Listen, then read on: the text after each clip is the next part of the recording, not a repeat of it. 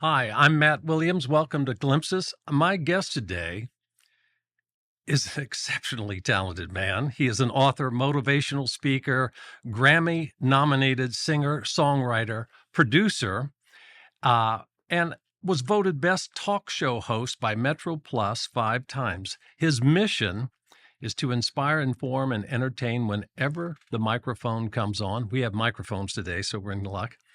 He is a sought after speaker. His philosophy is to grow and help others grow. He has been recognized as one of America's 100 history makers in the making. I was so excited about this podcast, and I'm thrilled, genuinely thrilled to have Hallerin Hilton Hill on my podcast.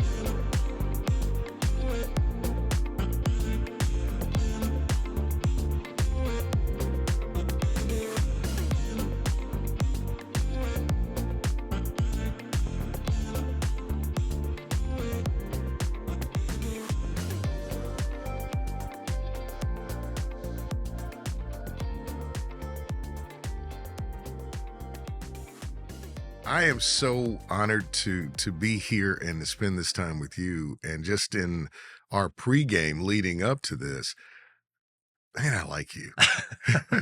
Well, I was doing all this research as I do for guests, and the more I watched clips and the more I read, I went, "Oh my gosh, this guy!" Well, here I've got a quote. I went on the internet, and the first thing I read was, "An observer of life who chooses joy and gratitude, leads with purpose, loves from the heart, and feels called to share the light with his fellow man." That's the first thing I read, and I went, he has to be on Glimpses, because that is the essential message in the book, Glimpses, about finding little glimpses of God in your daily life. And by God, I'm talking about moments of unexpected kindness, grace, compassion, and this whole notion of finding light in other people. And I went, I feel like I'm talking to a brother here, you know? Well, you are. Yeah. You definitely are. First of all, I'm honored that somehow we have come together, and I'm humbled to be with you today and ready to go. All right. Well, I want to talk about this finding and sharing of the light and looking for the light. When did that start for you? Was that a young man or older in life or what? So I guess discovering this thing about light, and I've never talked about this publicly. I had a dream, right? I had this dream. And so in the dream, what happened was, I remember this just like we're sitting here now. I was falling asleep and I was very, very tired. Like you, I've lived one of those lives where you grind, you go 18 hours a day that's the norm, right? And so I'm doing all of this stuff and I'm grinding and I'm just exhausted. And so I just wanted to go to sleep, and I'm falling asleep. And then I see myself as I'm falling asleep floating above myself. And I say to myself, you need to remember this dream. And I'm like, I don't want to remember dreams. I need some sleep. No, you need to remember this dream. I go, whatever.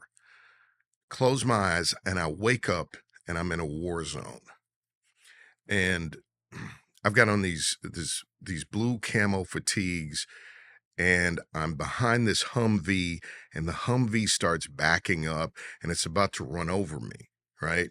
And so I jump on the back of the Humvee so as not to be run over, and it takes off down this road. I'm flapping on the back of the Humvee like Tom Cruise in a Mission Impossible movie. The drivers of the Humvee see me and go, he's not one of us. Get him. And so they turn around and they're about to attack me. I jump off the Humvee. I start running. I run past the Humvee and I start running so fast that I turn into a bead of light.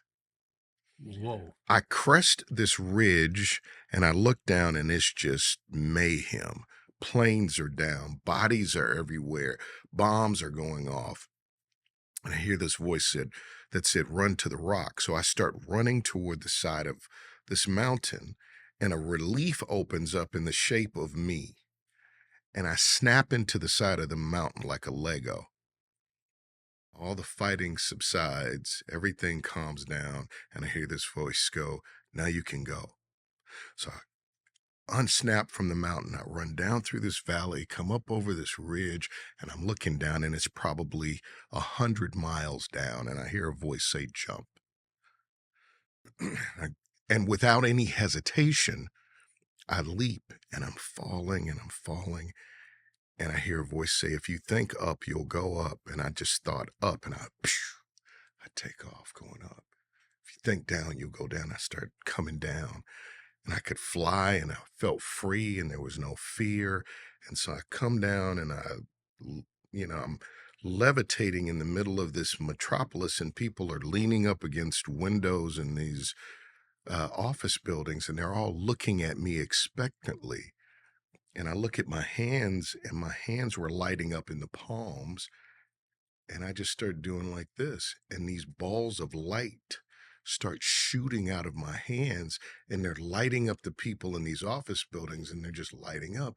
I land on the ground, and I start walking, and everybody's looking at me, and I just keep hitting them with light, light, light. And people are lighting up. And then they're turning around, and they're hitting other people. And every 20 or so steps, I'm in another city, in another place, and I'm just lighting up everywhere I go.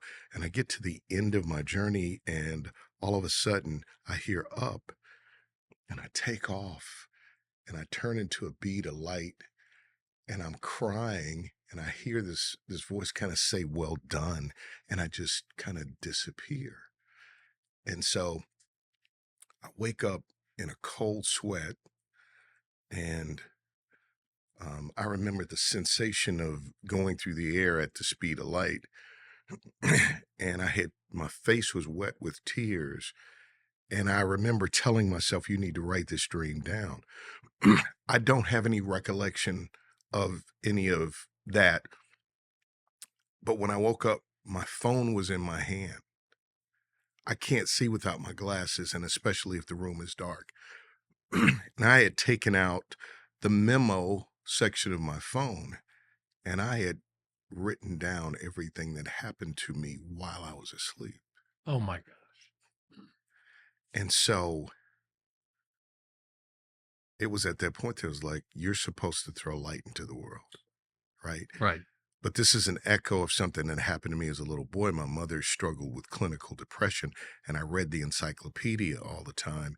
And she asked me, "Why are you always reading the encyclopedia?" And I said, "I'm going to find a way to help you," right?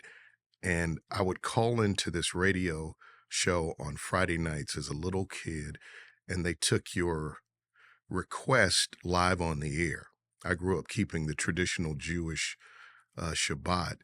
So we didn't really do anything on Sabbath. The one thing you could do was listening to this little Christian radio station in Milwaukee. I would turn on all the radios in the house, and then I would call and make a request, and my voice would come through the house, and the cloud over my mother would lift. She would get happy. And I made this association between storytelling, communication, and somehow bringing light and life. And that's where that came from. And I didn't know it until much later in my life. But this dream and those two things are, excuse me, where light comes from. That is the power of story, too. Before we started recording, we were talking about the power of story, because once you tell a story, you automatically connect with the other person. I start identifying with your story, what you were just talking about. And you said that voice spoke to me. And we were talking about that true voice that lives inside you, Right. right? You can call it Holy Spirit. You can call it God. You can call it whatever you want. But it is that true voice that never lies. And if you listen to it, you're usually on the right track. When you ignore it, you kind of go off the rails, right? Do you experience that? Does that voice speak to you constantly or just occasionally, or? It's always, it's always present. Ego clogs the ears. Yeah. Yeah. Yeah. Right. Absolutely. I get in my way.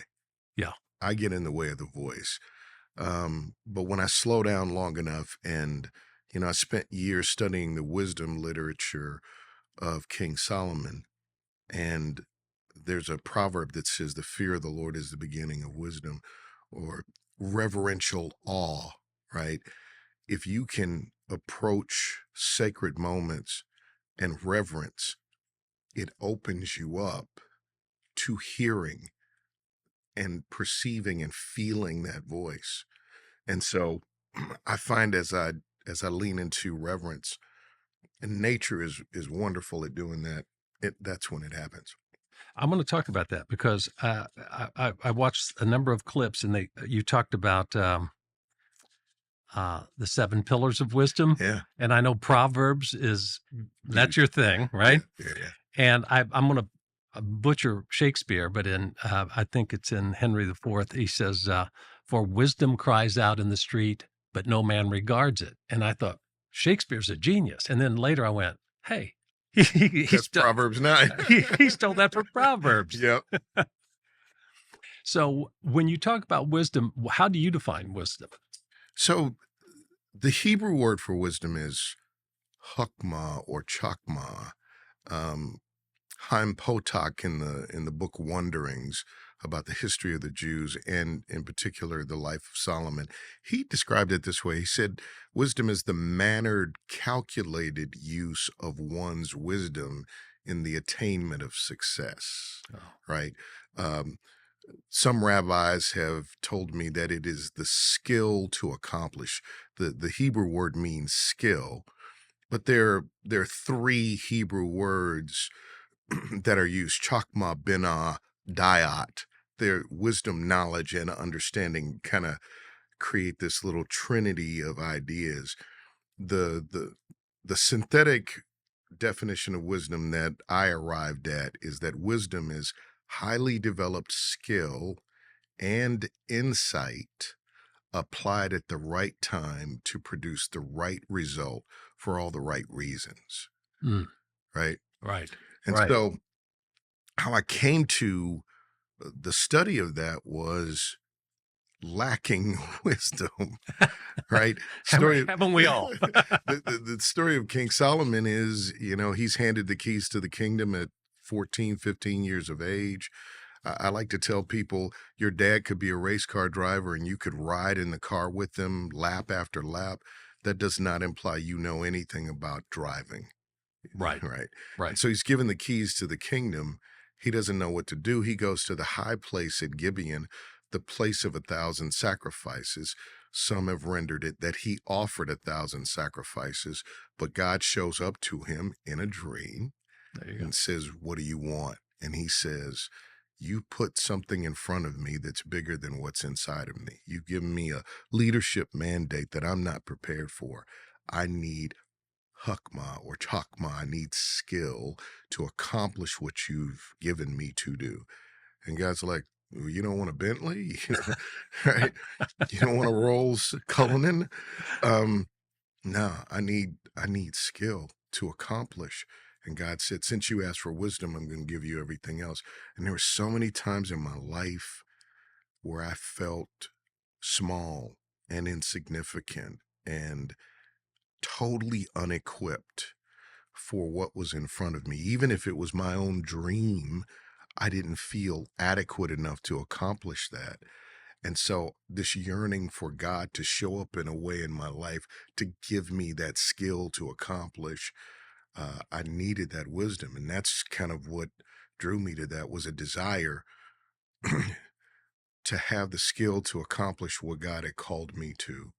Um, and now even more, and we were talking about this before, so that I could be of service. Yeah. At the front of the book, I have three words: love, create, serve. Mhm. And I really believe it's that simple. Love God, love yourself, love your family, your fellow human beings, right? Create whatever radio shows or skyscraper, whatever you create. How is it of service to others? How do you help others grow? Because the one thing I've learned is you can't outgive God, right? Mhm. The more you give, the more you get, the more you get, the more you have to give. And it's a beautiful circle that just energizes your entire life, right? And I'm going to read another quote. I could read your quotes all day. I pulled so many quotes. I promise I'm not going to just quote you all day on this podcast. But I'll say to the audience, I wanted to read this. Welcome to this brand new day. Mm, This day has never been lived before. It's a blank canvas. If you will it so, it can be your masterpiece. As you wake up this morning, think of 3 things you're grateful for, and then get out there and live this day with all the joy, wonder, and enthusiasm you can muster. And when I read that, and I know it's your introduction to yeah. show, I went, did this guy read my prayer journal? Because when I pray, I have a yellow pad and I write things out, right? Right.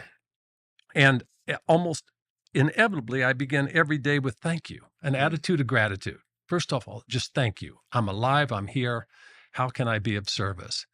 How do you maintain that attitude of gratitude in your life? Because you've got a very busy life between television shows and podcasts and your your radio show and your writing and your music and your motivational speaking tours. How do you don't you get worn down? How do you Yeah. maintain that? Yes. Um, it's very interesting. When I started to, kind of study the brain, um, quick side story, my dad gave me a love for learning. Okay. And so my daddy would take me to the library, and I watched my father love learning. So every week, every Sunday, he would go to the library in the afternoon and he would pick out the 2 books that he was going to read that week. Hmm. I'd go to the children's section, and then I would sit next to his upholstered chair in the evening, and he would read himself happy, right? Right. He loved learning. And I sat in the wake of that, and I couldn't read as fast as he could read, but I could turn pages as fast as he turned pages. So I just turned pages until I caught up, right? And he gave me this love of learning. And so I remember reading this book about, it was an article about immersive reading. It's where you take subject matter and you find the 12 best books in that field or subject matter. You read a book a month for a year, you read for 3 weeks, and then you write an essay during the 4th week. And by the end of the year, you've kind of really, dug in. I fell in love with the brain, and because my mother dealt with depression, and I thought, I got to figure out what makes her tick so I can figure out how to tick better. And so I started reading about the brain, which led me to study about positive psychology and dealing with depression and dealing with anxiety, all these things I didn't know. I knew they were in my DNA, but I didn't know they were really present in my life. I was trying to find a way to press the reset button. And it turns out that one of the most reliable ways to generate positive emotions is through the habit and practice of gratitude. Mm. And that there is when you do it habitually, persistently, you lay down neural pathways that really start to strengthen your brain. I call gratitude armor plating for the soul. And Great. so because I am prone to, I say this about creatives, you probably would know this way more than me, but it often turns out that creatives are hypersensitive people. It's what allows us to see a rainbow and hear a song, or look at a rose and see a poem, or, see somebody in a subway and you notice the way they're holding hands, and you notice that the tension in the thumb on one person is not as tight, and you realize he's holding her hand, but she's not holding his. And there's a whole story that emerges. Yes. That hypersensitivity becomes your cape, right? That's great.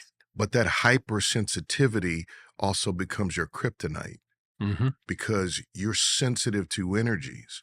Yes. And so when you're around negativity or you're around whatever, it doesn't just affect you, it moves you. And so what I found as a creative is I have to have a resource to rinse off of me all this stuff I'm picking up due to my hypersensitivity. Gratitude was that for me, is that for me. And so having a gratitude practice and just reminding myself to be grateful really is, it's an analgesic, it's a defense mechanism, and it's life. Again, I'm going to read another quote of yours. These are um, when you talk about being a talk show host, you said great talk show hosts are great observers of life. What you were just talking about, True. a keen observer of life is what makes an artist an artist. I find it fascinating you use that example in the subway, because when I talk to my students, I say, watch everything, put your phone down, be alert, because I say, why is he holding that child so tightly? Or look at the eyes. Or where are the eyes point? And when you're that hypersensitive, everything around you is feeding you and it's going into your unconscious, and you will use that at some point. But the downside is I walk into a room and somebody's pissed off or somebody's just had an argument. I start absorbing that energy. And then I have to consciously sit down and go, I'm shaking that off. I can't carry that today. I don't want that. PMA, positive mental attitude, going into every meeting, every encounter with a positive mental attitude. I'm going to give you my love and my light, and I hope it bounces back. And when it doesn't, and someone's angry or rude, and you're hypersensitive, then you've got to be careful that doesn't turn into defensiveness or anger or even rage, right? So that grounding in nature, or however you ground in prayer. You said nature. Is it prayer? Is it just walking in nature? How do you ground yourself? Well, the number one way I ground myself every day is musical sketches and music. That's the first place I go is. See, I'm envious. I don't sing, I don't write, but you've got music. So, Yeah, so just like an artist has a sketch pad, right. I write every day, 365, no matter what, no matter how I'm feeling. It has nothing to do with feeling. So I go there. That's big. But I did something that was so fascinating. I spent a year watching daybreak. Um, there's a proverb that says, study the patterns of creation. It will enliven your spirit and deepen your reverence. So I'm like, well, let's try it. And so there's a high place here in Knoxville where you can see the mountains and you can see the river. And I decided that I was going to sit there at 45 minutes before sunrise every day for a year. And I just sat there quietly no matter what, rain or shine, no matter what. And it was the most, there was one morning where I felt the earth move. I read an article that said, the earth actually turns toward the sun. The sun doesn't rise. And so if you fix your eyes on a point on the horizon and the sun is in your periphery, if you can stay locked on that point and get into a meditative state, you will, as the earth is turning toward the sun, you will feel that motion. And I remember one morning sitting up there and I felt the earth. I felt this forward motion and it was relentless. It was the power was so overwhelming that I just started to weep uncontrollably because the earth was moving as God had designed it to move without hesitation. The only thing on that hill that day that was holding on to yesterday was me. Mm. The whole earth was on with the day, right? And I was like, the whole earth doesn't resist the way it's organized to move, but I do. And when I felt the majesty and power of God that day, I was like, oh, that's what this nature is about. You go to all the greatest resorts in the world, and all of the buildings are turned toward nature. That's the show. Right. Right. Right. So those are a couple of things that I do. I love the word reverence. You keep using that. And I want to jump to, I watched a clip. I got hooked on Halloran, okay? I started watching these YouTube clips, and I look and I go, "Man, I gotta get some sleep. I'm interviewing this guy tomorrow."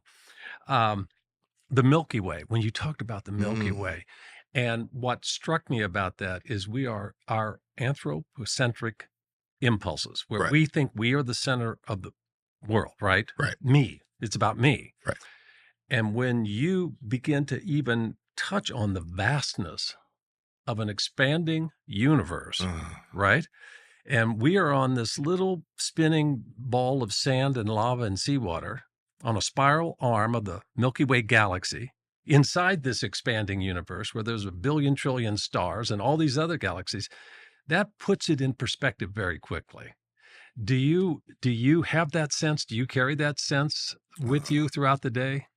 yes, I do. I fell in love with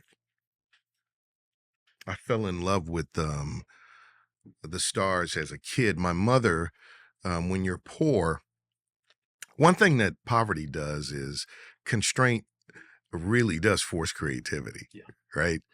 If you tell a person they've got to write it in 100 words or less, then we'll see how good of a writer you really are, right? Because that, so we didn't have any money, but my mother wanted me to see the world. And so she took me to travel logs at the University of Wisconsin, Milwaukee. I hated them, but I went to China and Russia and India and all these other places. My negotiation with her was, I'll go around the world with you if you go around the universe with me, because there was a planetarium. Ah, We would go to the planetarium every week. Those chairs would tilt back, and they had these little light bulbs in the dome of the ceiling, and some professor would take you on a tour of the stars. And I fell in love with just the vastness. Once again, it induces awe.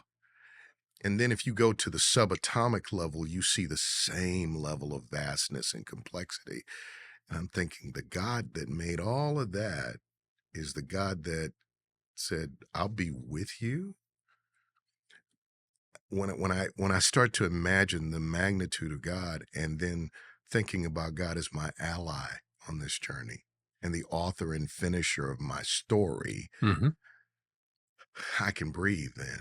Yeah. Every time I try to move back to the center of my story, and he's not the hero of my story, and it just doesn't work. I want to talk about what I wrestle with on a daily basis, and that's snap judgments of others. Mm, And I think that was conditioned by my parents, where you look at someone and you make a snap judgment. And after some therapy and a lot of conscious practice, I've really stopped making those snap judgments. And I do try and find the light that's in that other person, right? How do you deal with that?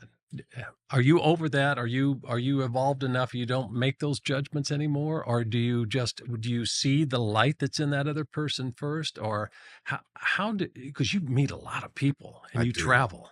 I've talked to a lot of people. Um, I think, you know, I first of all, when you've been through a lot of stuff in your life, and I've been through ups and downs, good, bad, marriage, divorce, raised kids, had a career. I've been through so many different things.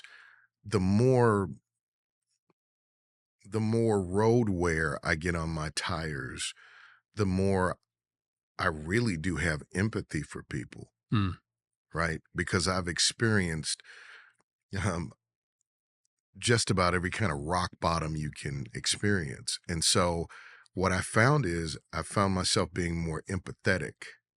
And you know this from character development. And maybe story is the thing that has helped me with that. Whenever I run into somebody that I go, this person has a weird energy or something's not right here, I allow for something that is driving that. mm, mm-hmm. Yes. Something's driving that. Yeah. And so what I find is I'm very protective of the energies that are around me up close, right? And so I have to be I think as a survival mechanism, we developed judgments, biases, prejudices. They tell me you've got hundreds of billions of bits of information washing across your senses every second. You can process about 50 to 100. So how do you take all of this and process it? So you categorize, you make buckets, you make judgments, and so part of that is a primal survival mechanism. But the other is trying to figure out, okay, this person needs to be right here. These people can be right here. So it's less judgment and more empathy, but also understanding that to preserve my energy, I just have to be careful about what gets really close to me. Absolutely. Does that make sense? Absolutely. I'll give you a perfect example. Working in Hollywood for all those years, as a writer, you have to be vulnerable. You open up your heart. You're kind of raw and you're writing and you're writing. And I would be in the writer's room and I'd be writing and a little lost and then I would go into a meeting with the executives and I would walk in there with with this vulnerable heart, mushy spirit. And these guys are all left brain Yeah, data. They don't care. yeah, And it's yeah. like, what, and I'm going, and I'd walk out of these meetings quivering. And I went, I've got to develop a mechanism Yeah. where I am raw and vulnerable. I'm an artist right now. I'm channeling whatever I'm channeling. And before I'd walk in these meetings, Paul talks about putting on the armor, right? I imagine an armor of light. I'm going to go in there with this armor of light. So regardless of what you say about ratings or what I'm doing right or wrong, it's going to bounce off. It's not going to penetrate my soul and it's not going to disrupt my inner being. So when I leave this meeting, I can take that armor off and be raw and vulnerable again. But I had to consciously develop that Yeah. in order to survive. I had to do the same thing. Yeah. I'm in an industry that's driven by ratings and revenue too. Right. And I had to develop that ability to just understand that it's a little bit different than compartmentalization in that I get what they're doing. I Yeah. get the value of what they're doing. Right. I get how the business and the enterprise works and where I fit in that ecosystem. But I have to reserve for myself the ability to let God define my worth and my value, not that system. Right. I function in that system, Mhm. but it is not the definition of who or what I am. So being that hypersensitive, do you ever walk into a restaurant or and you just feel all the energy coming from different? I can literally sit in a restaurant and I go, ooh, there's tension over here. They're really happy. And I feel, and sometimes it's almost overwhelming, right? All day, every day. Yeah. I remember my son is a violinist and he studied music. And everywhere we went together, we heard all the music and we would be with people and we'd be hearing these chords and I remember walking with some people and my son stopped too and we were listening and the people that were around us said, "What music?" Right? And I think artists are that same Yeah. way. Yeah. What energy? What are you talking about? Right. And so, yeah, I've had to figure out how to negotiate that. But sometimes I just enjoy it. I enjoy the fact that I'm awake and I'm aware. Other times it can really wear on you. Yeah. It overwhelms sometimes. Yeah. Right. Yeah. Yeah. Uh, do you have a greatest fear? I know you're not a very fearful you're positive because I really believe we co-create our life with God. And how we do that is with our thoughts. You're talking about, positive psychology and all that. And I combat fear, anxiety. I sometimes imagine batting it away. When I go into a meeting, I go, okay, there's fear, there's doubt, there's anxiety. I bat it away so I can be fully present with the person in the meeting. How do you have a fear or how do you Yeah. wrangle fear? Yeah. I think, as I get older, some of my fears are one, I fear not having enough, Hmm, right? I have financial fears, and that comes from just being raised poor. right. And if you've ever tasted poverty, you always are kind of looking over your shoulder. But I was talking to a class at the university the other day about moving. Fear is a very expensive fuel, right? If that's what's driving you, it's a very expensive, inefficient fuel. So trying to figure out how to let love actually be the greater fuel. But sometimes I have those fears. I'm an introvert by nature, so every day that I do radio and television and all the things, I have to get myself up for that. Right. Sometimes I'm afraid of not being liked. Right. And so when I walk into a room, it takes me a minute to go, okay, I'm safe, Yeah. right? So those are some of the common fears. This one writer said, negative thoughts are like a hornet's nest hanging in an eave outside the window to your bedroom, and the hornets come down and they're banging against the window. And she said, you need not raise the window to confirm that they're hornets. Right. Exactly. Right. Exactly. And so I, the thoughts will come and I just try not to raise the window. I go, I know exactly what you're going to do to me. I like to say, when I rode the bus every day, all the buses looked exactly the same. The only thing that was different was the number on the front of the bus. And buses would come, they'd look exactly the same. And I'd look up and I would go, oh, that's not my bus. And sometimes that's what I do with my own thoughts. Thoughts come in and I go, I know exactly where those thoughts are going to take me. It's not my bus. That's a great way to describe it.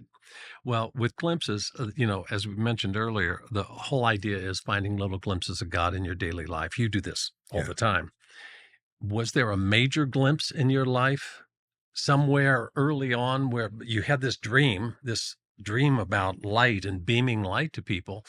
Was there a person, a moment that you talked about McKee's writing class where you said you thought you were learning how to tell a story, but it was really about awakening your spirit in Oh that my class? goodness. It was about the story, the arc of the story, and that you create the entire story. And I thought, if God is writing my story, everything is here to help me arrive at this culminating moment. I remember as a kid, um, we were going to a church camp, and we were trying to find a way to this camp that would save us some time. And my father's best friend at the time said, let's go down this road. And the road said closed. And he said, we're going to go anyway. And so we're driving down this road.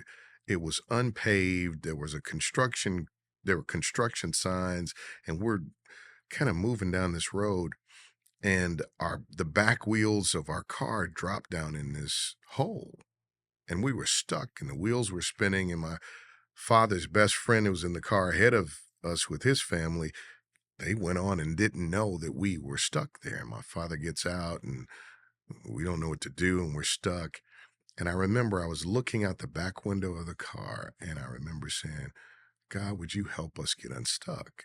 And then I see these two men come to the back of the car and lift the car out of the hole. And my dad had walked down the road to find help. He comes back and he's like, What what happened?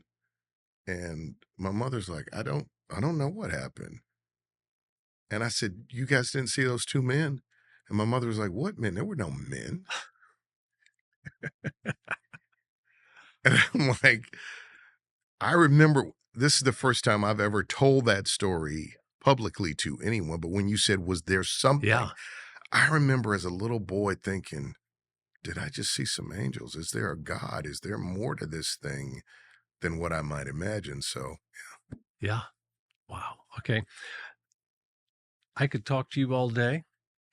I could talk to you all day. I think I feel like I did too much talking. You did not. Before we close, is there, I know you like to help people grow. Is there just one, before we wrap this up, is there one word of advice you would have for the listeners? I know it's hard. When you were talking about being a writer and only write in 100 words, I thought of the Mark Twain quote, forgive the length of this letter. I didn't have time to write a shorter one. Right, right. So I'm asking you to write a shorter letter, but if you took your philosophy, this positive mental approach to life, your prayer, your gratitude, all the things you embody in your show and in your classroom and in speaking to people, can you condense that to a sentence or two to sign off? I'm asking I don't think I could do it if somebody asked me, but you're a lot smarter, so maybe you can do it. Lead, love, serve. Right. Right. Yeah. So you should lead your life. I mean, you should let God lead your life, but you should be proactive. You should choose your thoughts. You should choose the best path available. You should take agency. You should take ownership. When you talked about taking your legal pad and laying out your vision and following that voice, you should lead. You should love. You should always ask yourself the question, what would love require me to do in this moment? What does wisdom call me to do in this moment? And then if you can find a way to highly develop your skill, whatever that is, and then to leverage it to be of service, um, your life will sparkle. So, and I apply that to every aspect of your life, lead, love, serve, in your relationships, right? With your kids, your partner, if you would provide that, then if you would love them deeply enough to do what needs to be done, and then if you would serve, those are the things that come to my mind immediately. And I would suggest to the entire world and everybody that might see this, be kind. Absolutely. Be kind. If there's a way on a daily basis in 98% of your transactions, if you could be kind, that's a real important thing. Be kind.